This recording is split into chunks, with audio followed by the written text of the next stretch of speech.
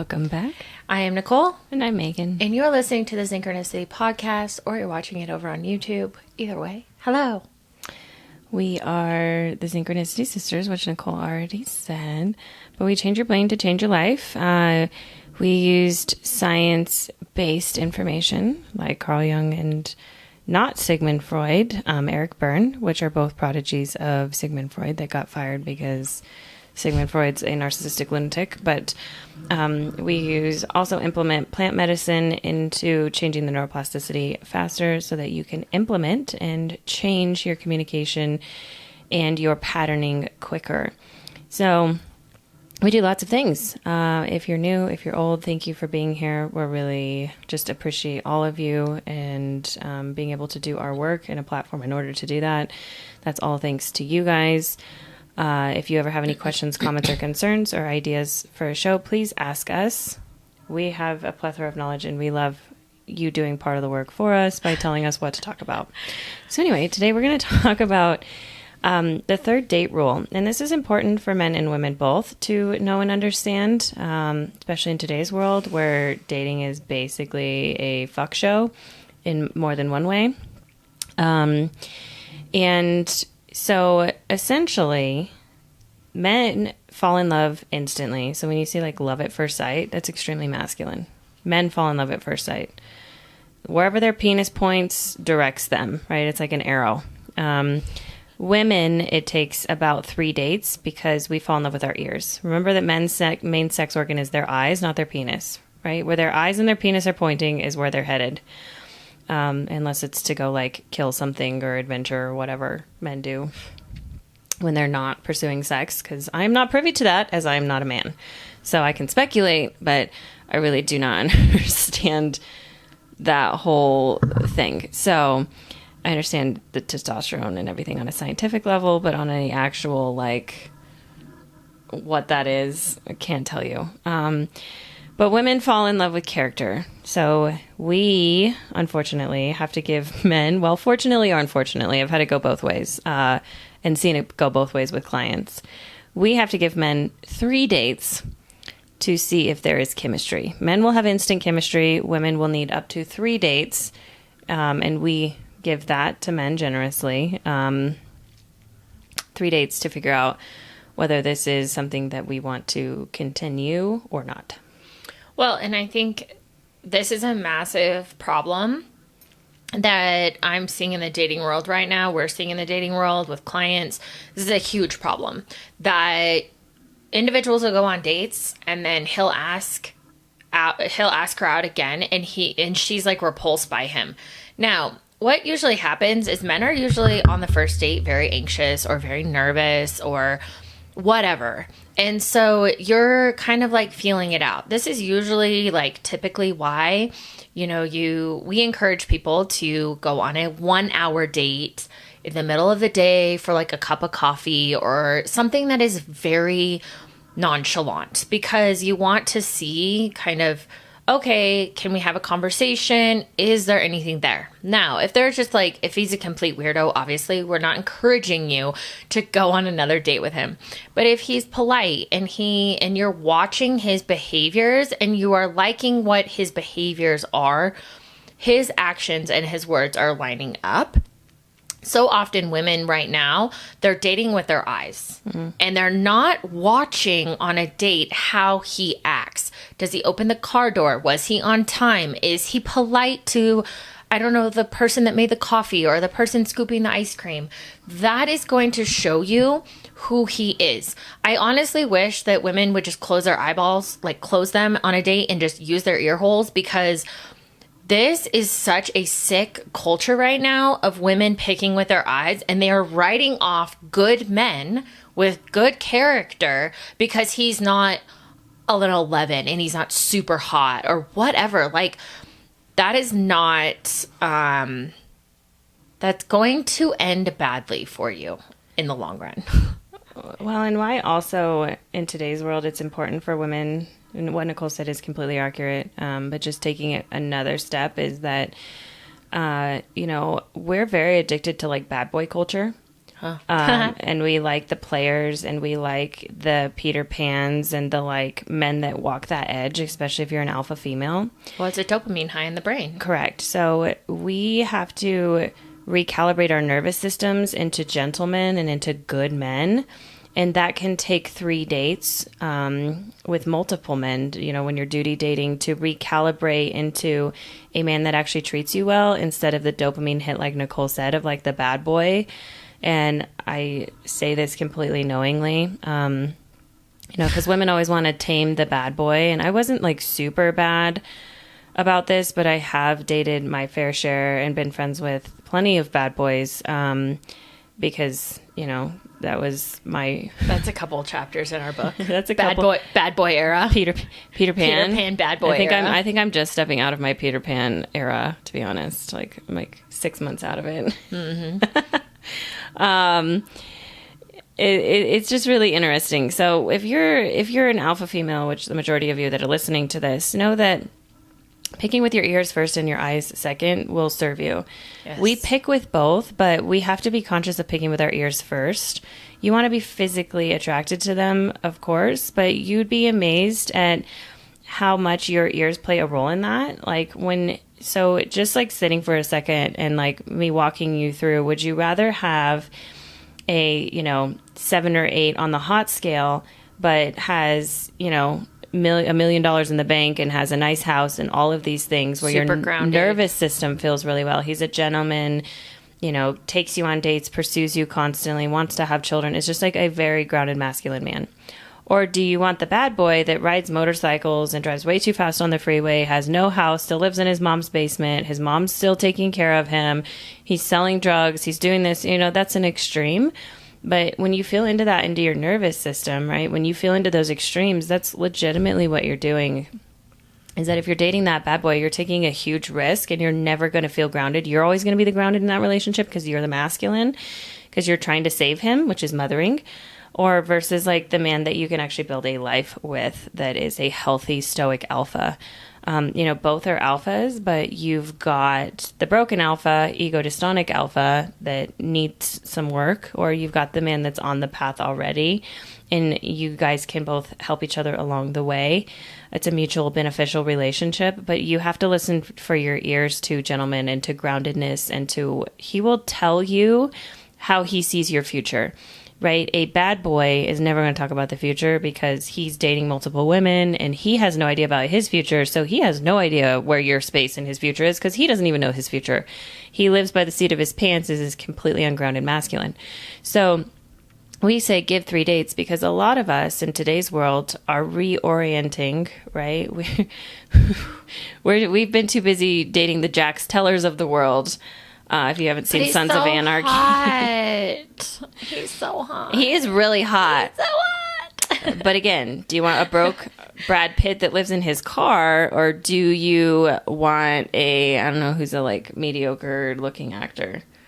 When I think about this, I think of the guy off of Suits, Harvey. Harvey's pretty hot. He's hot, but he's grounded because he's got a job, he's got a vision, but he's also a fuckboy. Bad boy. But he's a hot bad boy. I would totally take Harvey over Jax, but both are archetype of bad boys. That wasn't a good example. You just went I know. Double bad boy. Double bad boy. Well, but that's also the problem, because this brings up a good point, is that our media and our movies, bad boy, bad boy, bad boy, bad boy. And we're like, I'm going to tame him. What about his partner? Harvey's partner. He was selling drugs. He ended up... The intern? Yeah. Oh, yeah, I forgot about that part. Yeah, you don't remember that? Okay, so I'm going to go with more of like a Grissom off of CSI. Right. Grissom, CSI. Don't date the hot black boy. I can't remember his name. He's a bad boy. Warwick. Oh, man. Nick is another good one, CSI. Nick is a good grounded masculine. Mm-hmm. Nick is a good... Go for the Nicks and the Grissoms. Don't go for the Harveys and the Jacks. Even though they're so pretty. Nick is pretty hot, though. I mean, you can admire them. Nick is hot, Nick though. is not a Harvey or a Jax Teller. No. But he's like decently nice on the eyeballs. You do not like want... Trust me, I have dated 10s. You do not want that. You don't want... Trust me, you don't want it. I've been there. And that's when They're nice to put on your wall. Their other girlfriend shows up on the doorstep ringing the doorbell of like, oh, hi, I'm his other girlfriend. And it's a fucking disaster. Yeah. So now we story. can see the media of where we're at in the world. So, but women are going after the Jacks and the Harveys. They're not. They're chasing with their eyes. Down. And they're chasing. Yes. Chasing. Don't chase. Don't date addicts. Don't date, like, it's just find men that are grounded and have a vision. And in order to do that, you're also not fucking on the third date, right? You have to get to know someone before we have sex with them, because you have to know how they lead, who they are, where they're headed, and what they want. Like, you need to know who they are before we jump in bed. Because once we jump in bed and oxytocin gets involved, then you realize you're dating a bad boy that was in disguise and just telling you what you wanted to know. I see this over and over and over again in clients, and I'm like, I told you not to have sex with him. I told you not to have sex with him. And then they're crying because the other girlfriend showed up. I actually never say it that way because I don't do I told you so. I just go, and how do you feel about that? Yes. How are we going to do better next time? Because this is a thing, and we get into situations that are not good. No. And I watch it over and over and over and over and over again with clients, and my mentor watched it for 50 years with clients. So I've had her knowledge, and now I'm seeing it in our clients, and it's but we also have a lot of personal life experience of this, because we both had, I mean, I am a sucker for a bad boy. Like, yeah, like I said, true story. I was dating a 10, probably the hottest guy I've ever seen. Girl, you know, all of the I thought I had done everything right about him. Oh yeah, and then the other girlfriend that was mothering him, that showed up, like the burrito girl that did his laundry, and brought him coffee. I forgot about her. Like, I was the wife, and he had a mistress that mothered him when I wasn't there, that cleaned his house and did things. Well, one night she got mad at him and showed up drunk on the doorstep, realizing, because she knew about me, I didn't know about her. And I was like, deer in headlights, what the fuck? And then when I really thought about it, I was like... But back it up. You never went on 3 dates with him. Yes, I did. I knew him for a dated while. Him? He took you out on dates? Yeah. Oh, I forgot. I didn't know that. Where'd you guys go? Yeah, we went to sushi. We ordered in one night, which is still... That's fair. You know, I did it right before we started actually dating. But the red flag that I didn't listen to was his drinking. He was an alcoholic. Yeah, that was... So I ignored the red flag of how much he would drink. And and I do... See, things like this. That's a red flag. That's using witnessing, watching what's happening. So that's a part of his character that Meg was like, oh, I didn't see that. Because he's so pretty. Well, yeah, I mean, he owned a house, everything. Pretty. He told me what I wanted to hear, right? He said, I'll have more kids, da da da da. And then once, we got into a relationship and, started having sex, right? Because I thought everything was good. Then he was like, oh, I don't know if I want any more kids. He started to backtrack. Yes. So, and also the thing is that before I got into a relationship, I should have spent 3 months with him. I didn't follow that rule. There was several mistakes that I made. Yeah. There were several mistakes, but here's the thing. He's actually a wonderful person. I stand by that. But he had demons that he needed to deal with outside of the relationship. And me stepping into a relationship with him and trying to change him did not serve any good to anybody. Yes. So there can be a lot of good in a person, and you can care about them very deeply. I still care about this person. But I cannot fight his demons for him. He needs to do that on his own. And when you can't save somebody, you have to let them go. That is their job. That is between them and God. And that's the hardest lesson that I've ever learned, because it's mothering to try to save somebody. And I ignore red flags like drinking because of our dad. That was, and we're talking about, this was like 4 years ago now. But, just don't ignore red flags. Men will tell you things. And he had said, I almost just said his name. He had said, good thing I didn't. He had said, like, oh, I drink too much. But I was like, oh, like, whatever. That means, like, he drinks too much on a Friday, not every night of the week. So, again, when you listen, they will tell you.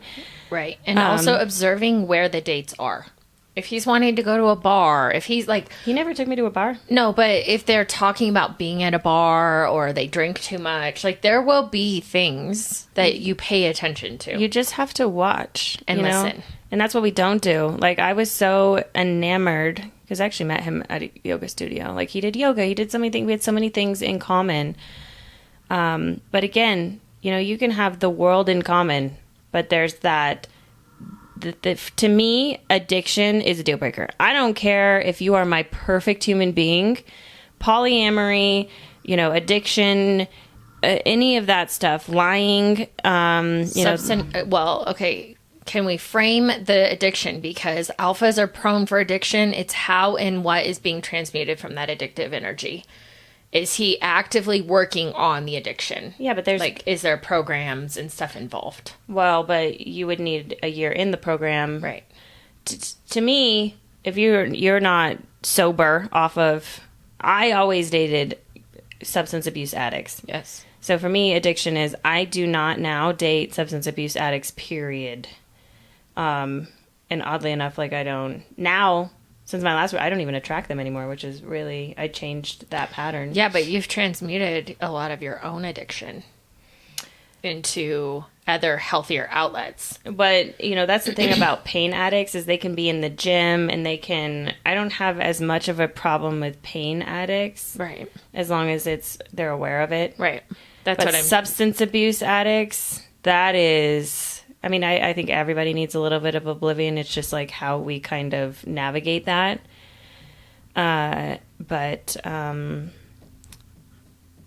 anything that you can't say no to is technically an addiction.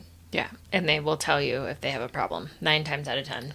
Oh, you'll see it. You'll see it and you'll hear it. And also, it's so important to just be present and like stay off your phone and like just be in it so that you are picking up on all of that and also feel what it's like to be with him. Does your nervous system like him? Like, do you feel safe? Because your body's also going to tell you if this human is safe for you outside of your ears. And if you're dating him for character and you feel safe around him, then keep dating him. If at any point where you don't feel safe, your body feels weird, you're like, what is happening? Then obviously that is your instinct of like, hey, it's time to move on. Mm-hmm. So, and again, people like to think that beautiful people are not the most fucked up people on the planet, but they're usually the most fucked up people on the planet. Just like rich people are usually the most fucked up people on the planet.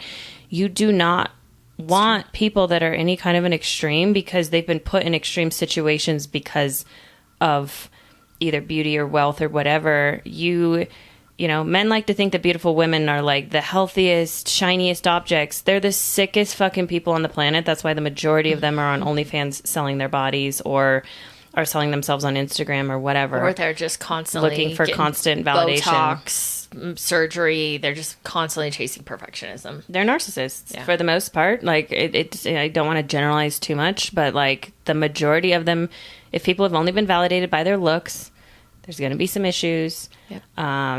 And then rich people, especially like multi-generation or inherited wealth syndrome, which we talked about on a past podcast, they're just not healthy people. If people haven't had to struggle, they're not going to be healthy. So, or they're not going, I shouldn't say healthy.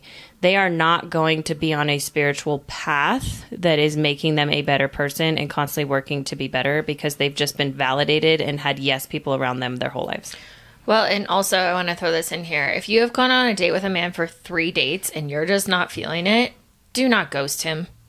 Kindly tell him that you are not chemically attracted to him and that you're open to being friends and to thank him for his time, because this is a huge wound in the masculine that feminine uses them for free food, for dates. If you have no intention or see it not going past the 3rd date with him, please be honest with him so that he can then move on and you can move on. Stop using him. Do not use him. It's very unkind and it's perpetuating a wound within our society right now. of using each other. Yeah, and ghosting is super dysfunctional. Don't ghost. And if you don't know what to say to him, DM us and we will give you a script to text him. I have used this script many of times, so has Megan, and it is always received by the masculine very kindly. I've actually had men text me days after saying, I really appreciated you for saying that and being honest.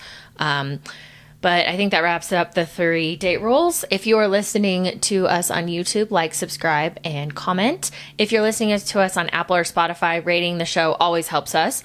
If there's anything you want to hear from us, just like we did talk about in the very beginning, send us a DM or comment. And until next time, Bye. Bye.